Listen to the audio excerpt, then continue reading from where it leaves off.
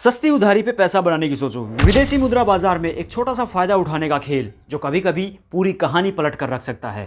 आज हम बात करेंगे कैरी ट्रेड की, एक ऐसी स्ट्रेटजी जो आपको रातों रात अमीर बना सकती है या फिर चुटकी में सब कुछ छीन भी सकती है। तो तैयार हो जाइए क्योंकि ये कहानी है रिस्क और रिटर्न की।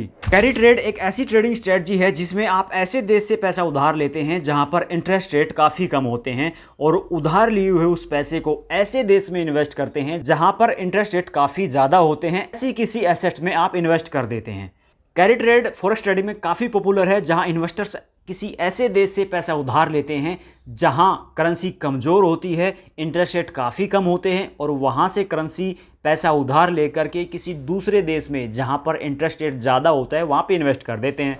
अब बैंक ऑफ जापान की 17 साल की अल्ट्रा लूज पॉलिसी और वीक येन की वजह से ग्लोबल इन्वेस्टर्स ने जापान के येन का यूज़ कैरी ट्रेड के लिए प्रेफर किया है। जापान के इंटरेस्ट रेट लगभग 0 के बराबर है और यहाँ से करेंसी उधार लेकर के आप 0% इंटरेस्ट रेट पे उधार लेकर के आप किसी ऐसे करेंसी में इन्वेस्ट कर सकते हैं जैसे कि डॉलर में इन्वेस्ट कर दिया जहाँ पर आपको 4% तक का रिटर्न मिल जाता है। चलिए इसे एक एग्जांपल से समझते हैं। आज से 4 वीक पहले JPY USD रेट 160 था, मतलब ट्रेडर को $1 खरीदने के लिए 160 जापानीज येन की जरूरत पड़ती थी। अब मान लो एक ट्रेडर ने 16,000 जापानीज येन 0% इंटरेस्ट रेट पे उधार लिया। जब उसने इसे कन्वर्ट किया डॉलर में तो उसको $100 मिल गए। अब ये ट्रेडर इस $100 को US मार्केट में इन्वेस्ट करेगा जहां पर इंटरेस्ट रेट 4% एक साल के लिए है। अब एक साल के बाद उस ट्रेडर को 4% इंटरेस्ट रेट के साथ $100 का $104 मिल जाएगा। एक साल के बाद ट्रेडर को $104 मिलेगा क्योंकि उसको 4% का इंटरेस्ट रेट मिल गया प्लस $100 उसकी जो कैपिटल थी वो रिटर्न मिल जाएगी। JPY USD रेट अभी भी 160 है तो उसने पैसा बनाया। जब ये ट्रेडर वापस पैसा येन में कन्वर्ट करता है तो उसके पास होंगे 16,640 येन। ट्रेडर को प्रिंसिपल अमाउंट 16,000 येन वापस करनी है जिस पर कोई इंटरेस्ट नहीं है, 0 के बराबर है, मतलब 16,000 येन उसे रिटर्न करने हैं। उसके पास 640 येन बच जाएंगे, 4% उसका सिर्फ और सिर्फ प्रॉफिट। लेकिन दोस्तों कुछ बदलाव हुए हैं। बैंक ऑफ जापान ने अपना इंटरेस्ट रेट बढ़ा दिया है। इससे जापानीज येन डॉलर के मुकाबले मजबूत हो गया। पहले JPY USD रेट था 160 और अब JPY USD रेट है 143। अब जिस ट्रेडर ने $100 इन्वेस्ट करके $104 कमाए थे वो 16,640 के नहीं है, वो JPY USD रेट 143 के हिसाब से 14,872 रुपये के ही बचे और उसको 16,000 येन रिटर्न करने हैं। मतलब नुकसान हुआ।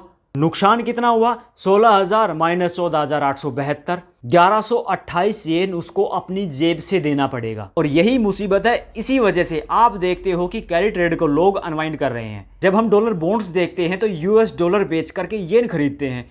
इससे येन और भी ज्यादा मजबूत होता है, इससे और भी ज्यादा अनवाइंडिंग होती है। बिकॉज मार्केट लिक्विडिटी से चलता है और कैरी ट्रेड अनवाइंडिंग से लिक्विडिटी स्क्वीज होती है।